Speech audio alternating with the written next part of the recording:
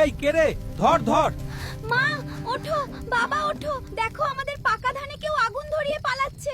কি সর্বনাশ হলো গো। আব্বা, ওই দেখো লোকটা পালিয়ে যাচ্ছে। সারা বছরের ঘাম ঝরানো সোনার ধান এক রাতেই ছাই হয়ে গেল। লোকটা পালানোর সময় গামছাটা ফেলে গেছে, আমি ওর মুখও দেখেছি, আমাদের গ্রামের করলা চাচা। কি বলছিস? কিন্তু কেন? করলা ভাইয়ের সাথে তো আমাদের শত্রুতা নেই। না না, এটা হতে পারে না। করলা এমন জঘন্য কাজ করতে পারে না। আমার মনে হয় তোদের ভুল হচ্ছে। তুই বলছিস তুই দেখেছিস?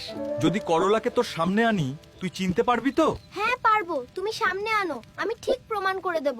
লাউমিয়া, এখানে দাঁড়িয়ে কান্নাকাটি করলে ধান ফেরত আসবে না। চলো সবাই মিলে মেম্বারের কাছে বিচার চাই। চলেন চাচা, আমরা মেম্বারের কাছেই যাই। মেম্বার ভাই, আমরা পথে বসে গেছি। আমাদের মুখের গ্রাস, সারা বছরের পাকা ধান কাল রাতে কে যেন পুড়িয়ে ছাই করে দিয়েছে। আঙ্কেল, এই দেখেন গামছাটা করলার কাকু আগুন লাগানোর সময় এটা পড়ে গেছিল। নিয়ে এর একটা বিহিত করেন, না হলে আমরা না খেয়ে মরবো। লাউমিয়া, তোমার মেয়ে আর বউ যা বলছে তা কি সত্যি? তুমি কি করলাকেই সন্দেহ করো? জি মেম্বার সাহেব, আমি গরিব মানুষ, ওই ধানই আমার সব ছিল। আপনি দয়া করে এই অন্যায়ের বিচার করেন। এই চকিদার, তুই এক্ষুনি ওই করলাকে ধরে আমার অফিসে নিয়ে আয়। ওর খবর আছে। জি চাচা, আমি এক্ষুনি নিয়ে আসছি। ও হে করলা, মাইনসের পাকা ধানে আগুন দিয়ে এখন ঘরে লুকাইছস? তা খাইছি তোরে, চল।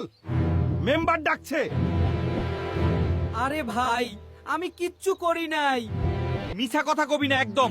বাইর হ জলদি, মেম্বারের সামনে গিয়া যা বলার কবি। আরে ভাই ছাড়ো, আমি যাইতেছি।